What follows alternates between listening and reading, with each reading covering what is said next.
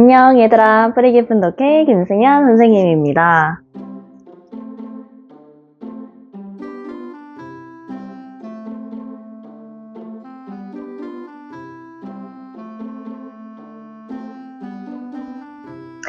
자 얘들아, 우리가 오늘 선생님하고 같이 살펴봐야 되는 책은 바로 양반전입니다. 양반전 이제 되게 재밌는 내용인데요. 선생님이 매주 근장암 영상을 할 때마다 맨날 재밌대, 그죠? 약간 그래서 말할 때마다 좀 민망하긴 한데 진짜야 얘들아. 양반전도 엄청 재밌어요. 되게 통쾌한 이야기들이 많이 나와 있는데 이 양반전을 또 재밌게 읽으려면 저희가 여러 가지 알아봐야 할 게 좀 있습니다. 그래서 오늘은 선생님하고 조선의 신분제도에 대해서 한번 알아볼 거예요. 어잉? 어잉? 선생님, 조선의 신분제도 불과 얼마 전에 홍길동전 할 때 봤잖아요. 그래서 저는 역사 시간까지 합쳐가지고 벌써 2번인데 오늘 보면 3번째예요. 안 볼 거예요. 라고 생각하는 친구들도 있겠지만 오늘 선생님하고 볼 신분제도는 조금 다른 거야. 그러니까 잠깐 진정하고 얘들아.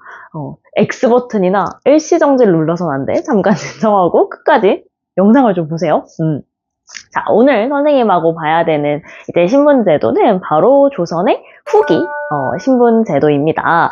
그래서 우리가 앞에서 봤던 신분제도는 사실은 조선 전기부터, 그러니까 조선 초기부터 쭉 이제 굉장히 공고하게 자리 잡았던 신분제도라면 오늘 볼 신분제도는 조선 후기에 흔들리는 신분제도예요. 우리가 계속해서 살펴봤지만 얘들아, 양반, 그리고 인, 그리고 그리고 네 개의 계층이 있었잖아. 그죠? 양반, 중인, 상민, 천민, 그죠? 아까 다 대답했죠? 이 네 개의 계층이 있었는데 이 계층들은 사실 서로 이제 같은 신분끼리 결혼을 하기도 하고 또 웬만한 일이 있지 않는 이상은 이 신분을 바꾸는 것이 불가능했었잖아요. 근데 조선 후기에 오면 되게 영원할 줄 알았던 이런 신분제도가 흔들리게 된다는 겁니다. 조선 후기는 사실 얘들아 되게 격변의 시기야. 그러니까 뭐가 엄청 많이 변하는 시기인데 정치적인 것도 그렇고요. 그리고 경제적인 상황도 그렇고요. 또 사회적인 것도 그렇습니다. 그러니까 되게 뭔가 많이 다 바뀌는 시기였다는 거야. 근데 이러한 변화들이 결국에는 이 조선시대의 근본이었던 이런 신분제도에게까지 영향을 미치게 되는데 오늘은 그거에 대해서 좀 살펴볼까 합니다. 왜냐하면 이 양반전이라고 하는 책 자체가 그 시기를 배경으로 하고 있기 때문에 그렇습니다.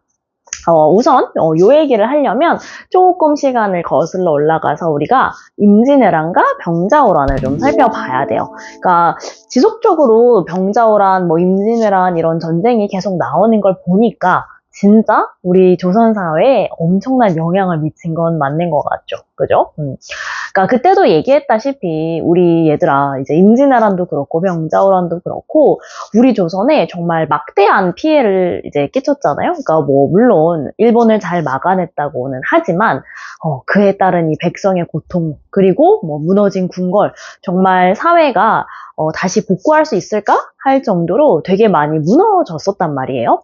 병자호란은 또 임진왜란이 일어난 지 얼마 안 있어서 또 일어났기 때문에 또 고통이 이제 뭐 2배, 3배였을 거야, 그지? 정말 참혹했을 건데 그러다 보니까 전쟁 이후에 이 국가에서는 백성을 다시 다독이기도 하고 또 무너진 건물을 복구하기도 해야 하고 하니까 말 그대로 전쟁 이후에 복구 사업을 좀 했었어야 했어. 근데 그러려면 얘들아 뭐니 해도 뭐가 필요합니까? 머니가 필요합니다. 돈이 필요해.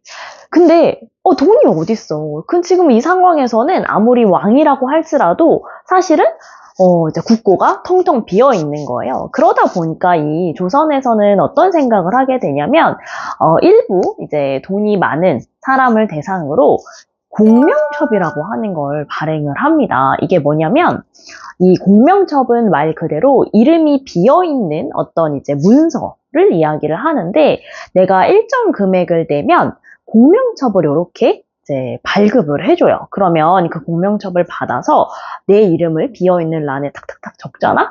그럼 나는 이제 신분 상승을 할 수 있는 거야. 그러니까 말 그대로 신분을 살 수 있도록 국가에서 이제 어떻게 보면 정책을 한 거죠. 그러니까 이런 정책을 통해서 국가는 이제 돈을 얻고 또 이제 신분이 필요한 일반 백성들은 돈을 지불하고 신분을 사는 그런 모습이 일어나게 됐다는 거지. 근데 이제 결론적으로 보면 결국에는 얘들아 이 신분이라고 하는 게 절대 바뀌지 않을 줄 알았는데 사고 팔 수 있게 됐잖아요. 그지? 그러니까 이때부터 되게 변화가 많이 일어나게 됩니다. 특히 또 조선의 후기에 선생님이 아까 되게 다방면에서 변화가 많았다고 했는데 경제에서 굉장히 많은 성장을 이루기도 한 시기거든요. 모내 기법이 조금 막 발달하기도 했고 또 화폐가 이제 굉장히 활발하게 사용이 되면서 물건을 사고 파는 일들이 또 일어나게 됐고 뭐 그것뿐만 아니라 이제 굉장히 연쇄작용으로 어떻게 보면 우리 대동법이라고 하는 세금제도 혹시 기억나는 친구도 있을 거고 그게 뭐예요? 라고 하는 친구도 있을 건데 간략하게 이제 세금제도인데요. 이런 것들이 바뀌게 되면서 조금 이제 시장이 활발해지고 막 어쨌든 경제 상황이 막 되게 활발해져. 자세한 이야기는 이제 역사 시간은 아니기 때문에 조금 간추려서 말을 하자면 결국 경제가 부흥했다는 거지. 자, 요런 이제 상황들이 막 일어나다 보니까 더 이상 이제 농민들이 가난하지만은 않아요. 그중 일부는 부자 농민이 되기도 합니다. 그래서 이 기회를 잘 타서 막 돈을 되게 많이 번 분홍들이 등장을 한단 말이에요. 그뿐만이 아니라 또 되게 돈을 잘 버는 상인들도 등장을 해요. 그러니 충분히 신분을 살 수 있는 능력이 있는 이런 상민들이 등장을 하게 된다는 겁니다. 자, 그래서 얘들아 나중에 조선 후기 되면 뭐 40% 많을 때는 50%까지 양반 계층이 되게 많이 늘어나. 좀 이상하죠.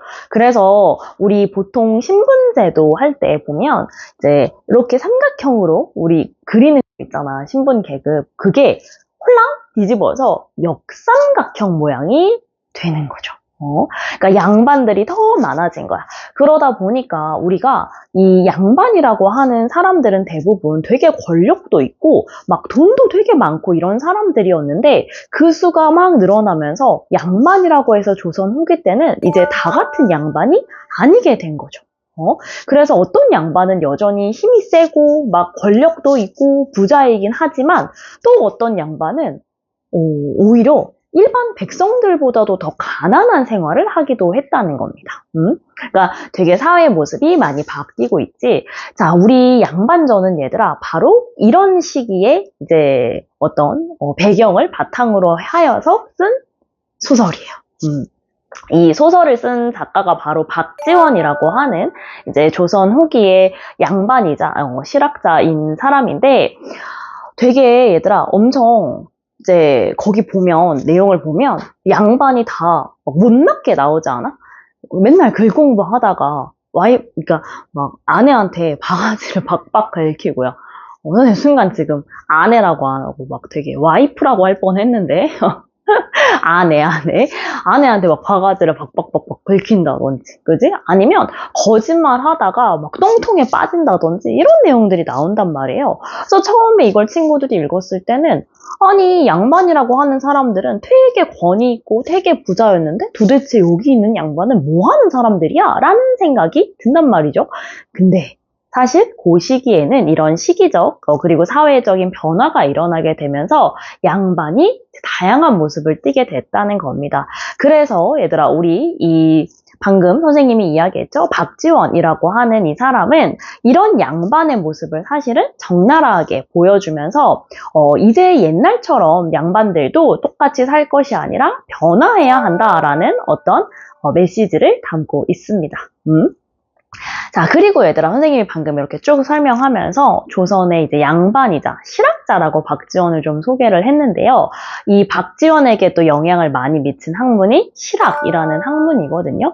뭐 간략하게 이야기하면 백성에게 실질적으로 도움이 되는 학문을 연구하는 그런 학자들을 이야기하는데 조금 더 자세한 건 얘들아, 우리 양반전 책에 보면 설명이 좀 나와 있습니다. 그래서 그거를 참고하셔서 또 이런 이제 양반전이라고 하는 소설을 쓴 박지원에게 영향을 준 실학이라는 학문은 또 뭐고, 이런 학문이 어떻게 또 양반전에 좀 드러나게 됐는가, 이런 것도 한번 생각을 하면서 글을 읽어보면 더욱더 좋을 겁니다.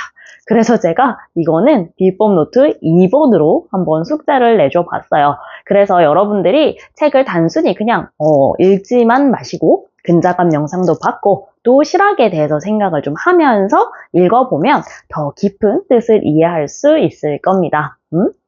자, 오늘도 얘들아, 우리 지난 시간처럼 선생님이 약간 편하게 이야기해주는 걸로 좀 영상을 마무리했거든요. 부담 갖지 마시고 편안하게 보셨죠? 저만 그런가요? 자, 오늘도 얘들아 영상 보느라 고생했고요. 단어랑 비법 노트 꼼꼼히 챙겨서 보는 거 잊지 말아 주십시오. 그러면 안녕!